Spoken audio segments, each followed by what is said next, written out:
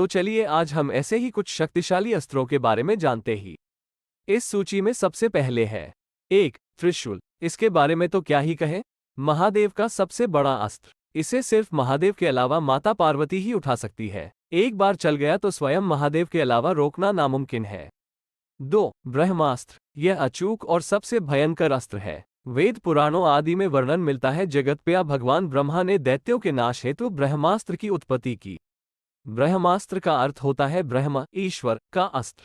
रामायण काल में जहां यह विभीषण और लक्ष्मण के पास यह अस्त्र था, वहीं महाभारत काल में ये द्रोणाचार्य, अश्वत्थामा, कृष्ण, कुबलाश, युधिष्ठिर, कर्ण, प्रद्युम्न और अर्जुन के पास था।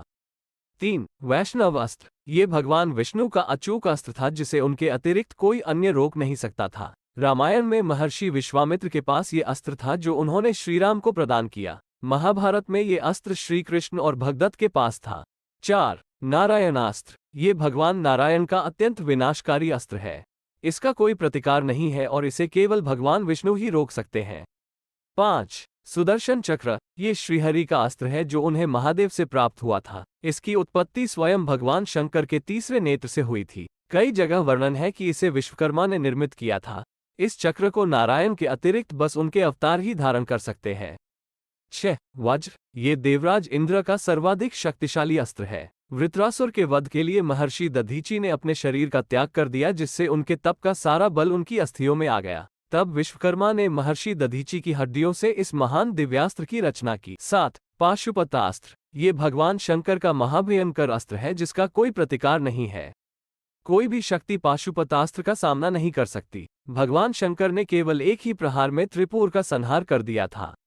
8. गरुड़ास्त्र। ये नागास्त्र का निवारण अस्त्र था जिससे अनेक गरुड़ उत्पन्न होते थे और नागों को खा जाते थे। रामायण में ये श्रीराम के पास और महाभारत में अर्जुन के पास था। श्रीराम ने इसका उपयोग लंका युद्ध में किया था।